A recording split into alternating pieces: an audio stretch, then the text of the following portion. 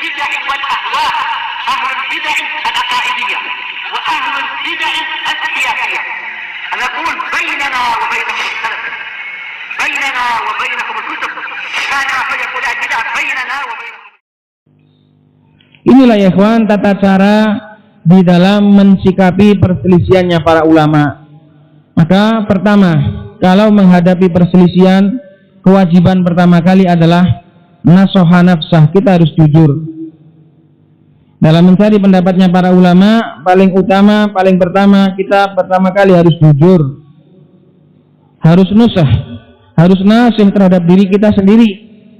Karena kalau kita tidak jujur, kita mencari pendapat yang paling enak, kita mencari pendapat yang paling cocok dengan hawa nafsu kita, berarti kita telah merugikan diri sendiri.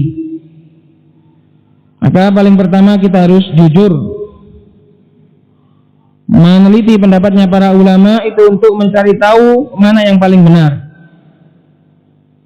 Kemudian tugas yang kedua adalah mengumpulkan semuanya. Dikumpulkan semua, dibaca semua. Jangan bohong. Kalau bohong itu kalau pendapat ulama yang sekiranya nggak cocok nggak dibaca. Ini bohong namanya. Kalau orang itu benar-benar dia itu setia kepada kebenaran, semuanya dibaca. Baik pendapat yang membolehkan atau pendapat yang melarang. Lah kalau orang itu nggak jujur, maka dia sudah ada milih-milih. Kalau pendapat yang dia senangi dibaca dalilnya semuanya sampai hafal. Pendapat ulama yang tidak dia senangi hanya dilewati gitu saja, tidak dicermati, tidak direnungi, karena takut dia akan mendapatkan dalil. Nah, ini kan namanya nggak jujur. Ini namanya nggak jujur. Maka saya yakin orang-orang yang mereka itu membaca kalamnya para ulama dalam masalah hukum pemilu, mereka tidak membaca kalamnya Syekh Mukbil. Insya Allah mereka tidak membaca kalamnya Syekh Mukbil, karena kalau membaca kalamnya Syekh Mukbil akan gamblang dan akan terbuka lebar hakikat tentang pemilu. Di mana kalamnya Syekh Mukbil adalah kalam yang sangat rinci menceritakan tentang fakta di lapangan. Adapun ulama yang membolehkan, mereka hanya berfatwa secara global dan fatwa itu bersyarat. Maka para ustadz, para dai yang mereka itu membawa fatwa para ulama yang membolehkan untuk menyeret manusia kepada pemilu, mereka telah berkhianat karena tidak memberlakukan fatwa tersebut sesuai dengan prosedurnya. Karena fatwa yang membolehkan itu bersyarat apabila jika pemilu itu boleh jika demikian. Pemilu itu boleh dilakukan apabila demikian. Apabilanya ini nggak pernah terjadi dan nggak akan pernah terjadi. Jadi para ustadz yang masih membawa fatwa-fatwa para ulama tadi, mereka semua telah berkhianat. Karena fatwa boleh itu dengan syarat, sedangkan syaratnya tidak terpenuhi. Kalau syaratnya tidak terpenuhi berarti fatwanya tidak berlaku. Seharusnya gitu. Dan fatwa ulama yang melarang itu adalah fatwa yang sudah matang. Sedangkan fatwa ulama yang membolehkan itu adalah fatwa yang belum matang, karena masih bisa. Jika. Ibaratnya seperti ulama yang berfatwa, ditanya, ya Syekh, apakah boleh seseorang itu tidak ke masjid? Maka ulama menjawab, ya boleh jika ada halangan, jika ada hujan. Berarti fatwa ini apa? Apakah kita katakan boleh nggak ke masjid gitu, mutlak? Ataukah harus ke masjid mutlak? Sedangkan fatwa yang melarang itu mengatakan nggak ada hujan, maka orang wajib ke masjid. Nah, itu sudah terjadi. Berbicara tentang fakta, pemilu faktanya tidak pernah memberikan manfaat dan tidak pernah membawa hasil baik, maka tidak boleh. Nah, sudah matang. Kalau fatwa ulama yang membolehkan masih belum jadi, belum matang, karena masih bergantung kepada syarat. Ini namanya belum matang. Kalau syaratnya terjadi ya diberlakukan, kalau nggak terjadi ya nggak diberlakukan. Maka para ulama yang membolehkan mereka semua sebenarnya nggak ada yang salah, karena fatwanya bersyarat. Yang salah itu adalah yang menyeret fatwa tersebut kepada fakta atau kepada praktek yang tidak sesuai dengan fatwa itu tadi. Itu ya ikhwan. Ini kita sebutkan karena ini menjelang pemilu, dan ternyata masih saja banyak orang yang terkecoh dan terpedaya dengan fatwa-fatwa para ulama yang membolehkan. Yang salah itu bukan para ulamanya, karena mereka tidak tahu. Sebagaimana kata Syekh Mukbil yang mengatakan mereka nggak tahu, itu bukan saya, tapi Syekh Mukbil. Syekh Mukbil mengatakan para ulama yang membolehkan mereka nggak tahu tentang hakikat dan seluk-beluk kelamnya demokrasi, karena memang di Saudi tidak ada. Jadi wajar kalau mereka hanya mengatakan ya boleh kalau mereka nggak menyaksikan bagaimana kelamnya, bagaimana praktek hitamnya dunia demokrasi. Jadi Syekh Mukbil mengatakan para ulama tadi mereka nggak tahu hakikat pemilu, nggak tahu hakikat demokrasi seperti apa. Ya tahu demokrasi itu kufur, tahu demokrasi itu adalah hukum selain Allah Subhanahu wa Ta'ala, tapi fakta di lapangannya itu loh mereka nggak pernah menyaksikan. Adapun Syekh Mukbil karena di Yaman menggunakan undang-undang republik, tahu seluk-beluknya, tahu semua kegagalan kaum muslimin di dalam praktek demokrasi. Syekh Mukbil hafal semua, bahkan termasuk menghirangkannya Syekh Mukbil itu berbicara, beliau adalah seorang ulama, tapi kalau berbicara asli kayak politikus, benar-benar tahu seluk-beluk, tahu semua berita-berita tentang kelamnya demokrasi. Maka seperti ini orang kalau benar-benar jujur, kira-kira akan milih pendapat yang mana? Itu ya kawan. Maka saya nasihatkan bagi para dai yang menyeru manusia kepada ini, atau sekedar membebaskan dan memberikan kebebasan, hendaknya mereka bertakwa kepada Allah Subhanahu wa Ta'ala dan membaca kalam-kalam para ulama yang melarang. Paling utamanya adalah Syekh Mukbil, gak ada lain sudah. Gak ada orang yang berbicara tentang pemilu yang lebih hebat daripada Syekh Mukbil. Sayangnya ucapannya beliau itu terpisah-pisah. Ucapannya Syekh Mukbil dalam masalah pemilu itu terpisah-pisah. Pokoknya pahlawan utama bi'nillahi ta'ala dalam bab ini adalah Syekh Mukbil. Beliau adalah patriot utama dalam masalah membatalkan pemilu. Cuma kalamnya beliau terpisah-pisah. Ada yang di Gharatul Ashrito, ada yang di Jabatus Sa'il, terpisah-pisah. Juga banyak diwarnai dengan kejadian-kejadian di negeri Yaman. Maka dengan izin Allah Subhanahu wa Ta'ala saya kumpulkan jadi satu. Seluruh kalamnya beliau dalam masalah pemilu sudah saya kumpulkan semua dan saya susun menjadi kaedah-kaedah yang baku. Itu ya kawan. Karena saya melihat kemarin ada sebagian ustadz yang menulis dalam masalah ini juga, dan hukum akhirnya finishnya tidak jelas, hanya mengajak untuk toleransi, membebaskan, bagi yang ikut silahkan, bagi yang enggak terserah. Ini namanya enggak nasih, ini namanya enggak tulus terhadap kaum muslimin. Silahkan dibaca fatwa-fatwanya Syekh Mukbil, karena ustadz ini hanya merujuk kepada kitabnya Muhammad Al-Imam, dan itu kurang hebat, kurang sip. Ucapannya atau tulisannya Muhammad Al-Imam dalam masalah pemilu tidak sebagaimana kalamnya Syekh Mukbil, membongkar tentang hakikat dan juga fakta di lapangan tentang masalah demokrasi. Tidak ada yang sehebat Syekh Mukbil rahimahullah ta'ala. Maka silahkan dibaca supaya bisa menghukumi dengan benar bagaimana fatwa ulama yang membolehkan. Jangan terpedaya dengan banyaknya ulama, jangan terpedaya dengan besarnya gelar mereka. Syekh bin Bas, Syekh Utsaimin, Syekh Albani, semuanya membolehkan. Inilah besarnya fitnah ya ikhwan. Mereka semua membolehkan dengan syarat, tapi lah dengan syaratnya ini loh, gak dilihat. Dengan syaratnya inilah nggak dipandang oleh kaum muslimin, asal dilihat boleh gitu aja tanpa diperhatikan syaratnya. Dan kita kalau mau banyak-banyakan ulama, sebenarnya lebih banyak lagi ulama yang menyelisih praktek pemilu.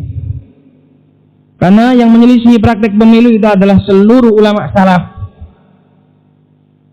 Karena pemilu ini masuk dalam tata cara ketiga, dalam tata cara mengangkat pemimpin. Jadi tata cara mengangkat pemimpin di dalam Islam itu ada dua. Dengan cara dipilih oleh ahlul halli wal aqdi, dan dengan cara istikhlaf, dipesan oleh pemimpin sebelumnya. Inilah tata cara yang syar'i. Jadi pemimpin diakui di dalam Islam itu dengan tiga cara. Dua cara syar'i dan satu cara yang tidak syar'i.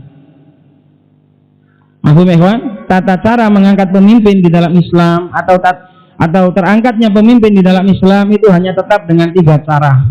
Yang dua cara yang syar'i, yang satu tidak syar'i. Nah, yang satu yang tidak syar'i ini mencakup seluruh cara yang menyelisih Al-Quran dan As-Sunnah, baik itu dengan cara kudeta atau dengan cara pemilu. Nah, seharusnya kita di dalam menghukumi, di dalam mengambil tolak ukur akidahnya Ahlussunnah wal Jamaah, bagaimana sikap mereka di dalam menghadapi perselisihan tentang masalah pemimpin, ini kita rujuk kepada tiga masalah ini. Pemilu apakah termasuk tata cara yang syar'i? Tidak. Maka pemilu diikutkan dalam tata cara yang tidak syar'i tadi. Jadi tata cara yang tidak syar'i, walaupun itu nggak boleh caranya, tapi hasilnya seandainya terpilih, maka tetap wajib untuk ditaati. Seperti dengan cara kudeta, kita nggak boleh ikut kudeta, tapi seandainya kalau ada pemimpin yang kudeta dan sah terangkat, maka kita wajib mengambil hasil tata cara yang walaupun nggak syar'i tadi. Mahfum ikhwan? Walaupun caranya nggak benar, tapi hasilnya tetap harus ditaati. Ini saya sebutkan karena butuhnya kaum muslimin penjelasan terhadap bab ini, karena ini sebentar lagi tanggal 14 Februari ini coblosan. Maka kalau seorang itu tulus, dia akan kembali kepada akidahnya Ahlussunnah wal Jamaah, bagaimana dahulu salaf mensikapi tata cara yang tidak syar'i untuk memilih pemimpin ini, yaitu dengan cara kudeta dulu adanya. Apakah mereka ikut dengan alasan supaya nanti tidak terpilih pemimpin yang lebih buruk sebagaimana alasannya orang pemilu? Tidak. Mereka memilih untuk tidak ikut, walaupun ada kemungkinan nanti terangkat pemimpin yang lebih buruk, atau tujuannya untuk mencari pemimpin yang lebih baik. Mereka semua nggak ada yang ikut. Pemilu juga sama. Pemilu itu sama persis dengan kudeta. Sama-sama tata cara yang tidak syar'i, sama-sama hasilnya kalau sah wajib ditaati.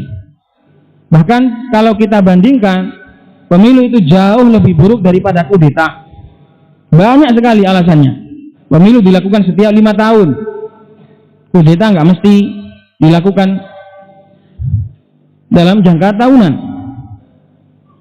Nah, seharusnya kalau kita tahu sikapnya para ulama, mereka semua meninggalkan untuk ikut dalam kudeta, maka kita juga akan bisa mengambil bahwasannya ulama salaf juga meninggalkan tata cara pemilu. Gak ada mereka itu kemudian takut nanti akan terangkat pemimpin yang lebih buruk. Gak ada mereka beralasan dengan dalil akhafud dararain. Bahkan akhafud dararain yaitulah tidak ikut. Kaidah akhafud dararain yang sekarang dipakai oleh orang-orang yang masuk ke dalam pemilu, justru itu dipakai oleh salaf untuk tidak masuk. Karena itulah doror yang paling ringan seandainya ada doror.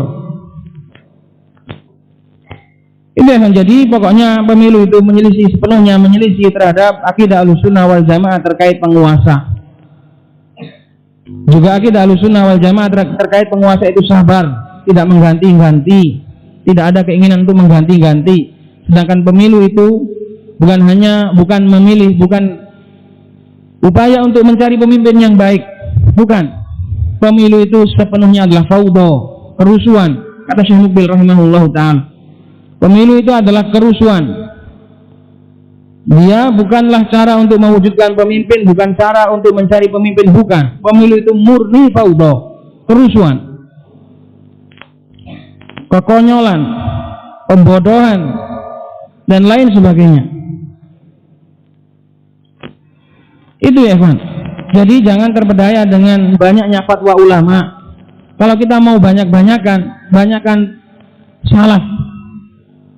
Lebih banyak para ulama salaf yang menyelisih pendapat ini. Itu. Maka bersyukurlah ya ikhwan, Allah Subhanahu wa taala masih memberikan kecintaan terhadap kebenaran. Tidak terpedaya dengan banyaknya orang yang menyeru membawa embel-embel para ulama. Ulama semuanya mereka nggak ada yang salah. Yang salah itu yang membawa. Karena memberlakukan fatwa tidak sebagaimana prosedurnya. Mereka adalah para pengkhianat. Karena memberlakukan fatwa ulama tidak sesuai dengan prosedurnya. Dan kita ini kalau nggak mengikuti kebenaran, apalagi yang kita andalkan? Dosa di usia yang sudah tua ini, dosa kita sudah nggak terhitung. Amal kebajikan juga nggak seberapa punya. Lantas apalagi yang mau kita andalkan kalau nggak satu-satunya yaitu berusaha mengikuti kebenaran? Kamu kalau hidup di dunia ini melihat kebenaran, sedangkan kamu nggak mau mengikutinya, padahal kamu tahu itu benar, tapi kamu nggak berusaha mengikutinya, nggak ada gunanya kamu itu berlama-lama menghirup nafas setiap hari, memakan nasi sarapan di setiap pagi hari, nggak ada gunanya. Buat apa kamu lama-lama hidup? Sementara kamu melihat kebenaran di depan matamu tapi nggak kamu ikuti. Buat apa? Untuk apa kita hidup? Kalau saja kita melihat kebenaran di mata kita, tahu itu benar, nggak kita ambil. Terus untuk apa kamu capek-capek hidup tiap hari, bangun pagi, sarapan nasi, berlama-lama menghirup udara Allah Subhanahu wa taala, tapi tidak kamu pakai untuk mengikuti kebenaran yang datang dari Allah Subhanahu wa taala. Padahal Allah berfirman, "Ittabi'u ma unzila ilaikum min rabbikum wa la tattabi'u min duni awliya." Itulah ya kawan prinsip saya. Saya ini dosanya, kita di usia yang segini dosa entah sudah berapa banyak. Amal kebajikan juga enggak seberapa terhitung. Apalagi yang kita andalkan kalau enggak berusaha jujur kepada diri sendiri untuk mengikuti kebenaran. Maka alhamdulillah, semoga Allah Subhanahu wa taala berikan istiqomah kepada kita untuk terus mengikuti sesuatu yang paling benar. Kita periksa mana yang paling benar. Karena inilah kewajiban kita. Sebagaimana dikatakan oleh Syekh Abdul Rahman bin Hasan di sini, "Fal munsifu yaj'alun nadhara fi kalamihi wa ta'ammulahu" tadi sampai ila akhirih, "wa yata'arrafu bidzalika man huwa as'adu bid-dalil minal ulama'i fayattabi'uhu." Semoga kita termasuk orang yang beruntung untuk lebih dekat dengan kebenaran dan lebih dekat dengan dalil yang datang dari Allah Subhanahu wa taala. Itulah ya ikhwan, sesuatu yang paling mahal dalam hidup ini, yaitu kebenaran. Maka para thalabatul ilm, para santri, tolong diingat-ingat, sesuatu yang paling mahal dalam hidup ini adalah kebenaran. Ketika kamu mendapati kebenaran, maka ikutilah, berusahalah untuk mengikuti kebenaran. Jangan sampai ada kebenaran di depan matamu, kamu tinggalkan dan kamu mengikuti selainnya. Mafhum ya ikhwan?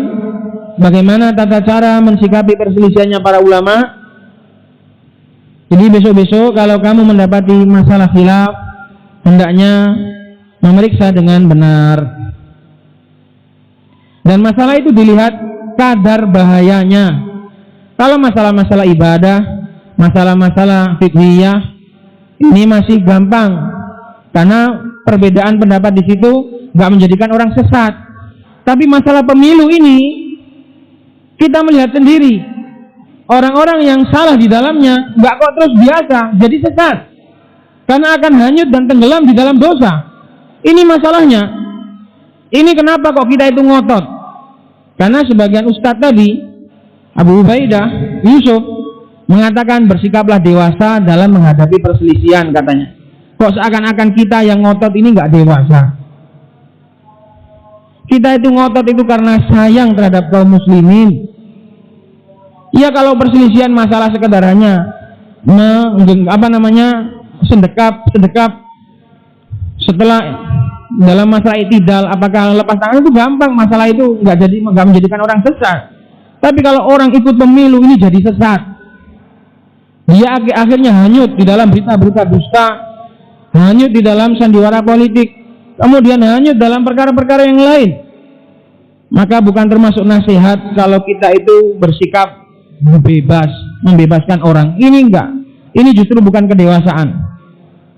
Kedewasaan itu menjadikan seorang itu sayang.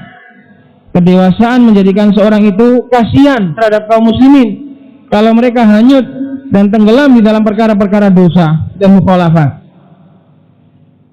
Jadi nasihatnya katanya bersikaplah dewasa menghadapi perselisihan katanya. Perselisihan itu ada perselisihan besar, ada perselisihan dalam masalah usul, ada perselisihan dalam masalah-masalah fiqhiyah. Kalau perselisihan dalam masalah fiqhiyah ini gampang. Makanya ketika ditanya apakah masalah pemilu itu termasuk masalah ijtihadiyah, Syekh Mukbil mengatakan bukan. Yusuf mengatakan ini permasalahan ijtihadiyah, nggak usah dibuat rame katanya. Ijtihadiyah gimana? Uang dampaknya itu jelas-jelas buruk. Orang-orang yang dahulu baik ketika terjun ke dalam demokrasi hanyut dan hancur. Weleh-weleh depan mata itu loh. Jelas-jelas kayak matahari di siang bolong, hancur bener. Ketika hanyut dalam demokrasi, ketika hanyut di dalam euforia manusia di dalam hajatan tiap 5 tahun ini. Maka seperti itu bukan termasuk hikmah kalau seandainya kita diam dan membebaskan kaum muslimin tenggelam di dalam api, karam dalam api. Kok bisa karam kok dalam api ya?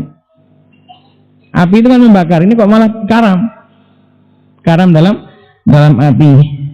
Maka itu ya kawan, kalau orang itu benar-benar memberikan nasihat, seharusnya melarang kaum muslimin untuk ikut pemilu. Karena apa? Karena pemilu itu sudah jelas-jelas dosa.